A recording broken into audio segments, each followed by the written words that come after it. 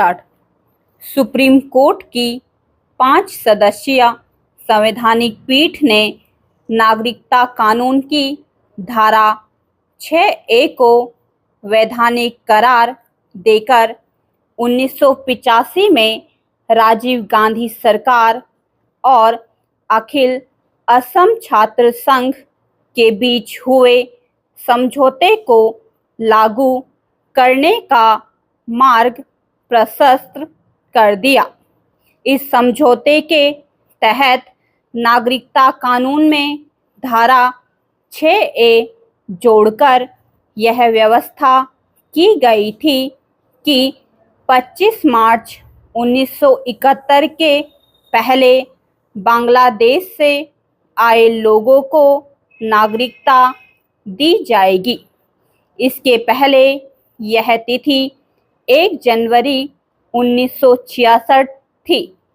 नागरिकता कानून की इस धारा की संवैधानिकता को दी गई चुनौती खारिज होने के बाद बांग्लादेश से असम आए वे लोग नागरिकता के लिए आवेदन कर सकेंगे जो 25 मार्च 1971 के पहले आए थे, लेकिन उनकी पहचान करके वापस भेजा जाएगा जो इसके बाद आए।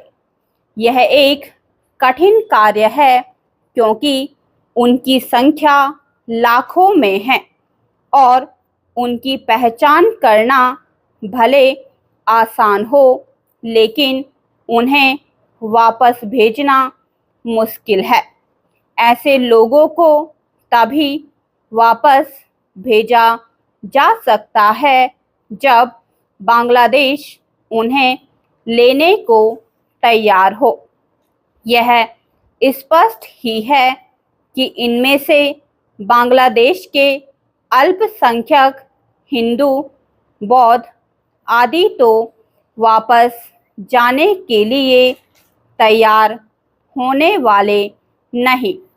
उनके वहां लौटने का मतलब है उनकी जान पर बन आना।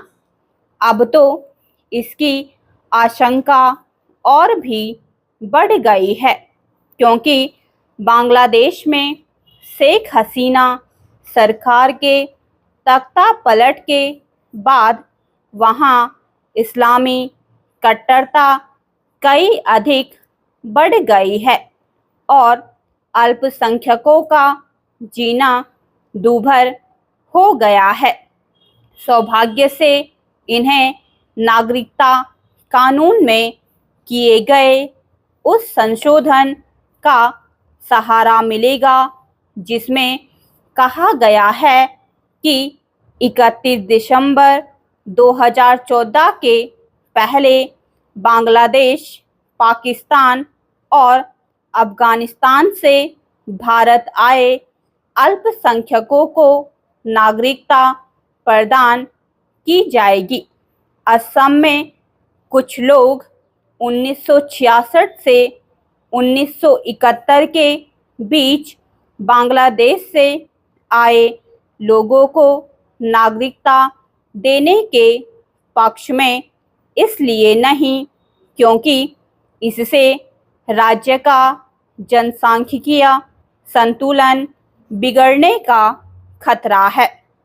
इस खतरे को निराधार नहीं कहा जा सकता क्योंकि असम एक छोटा राज्य है और वहाँ पाकिस्तान बनने के बाद से ही पूर्वी पाकिस्तान यानी आज के बांग्लादेश से लोग अवैध तरीके से आने लगे थे। कुछ शरणार्थी के रूप में आए और कुछ घुसपैठियों के रूप में। बांग्लादेश से एक बड़ी संख्या में लोग असम के अलावा अन्य पूर्वोत्तर राज्यों के साथ साथ बंगाल में भी आ बसे हैं। इनमें से अनेक ने अवैध तरीके से भारतीय पहचान पत्र हासिल कर लिए हैं और मतदाता बन गए हैं। इनमें से जो घुसपैठिए के रूप में हैं, उन्हें वापस भेजा ही जाना चाहिए।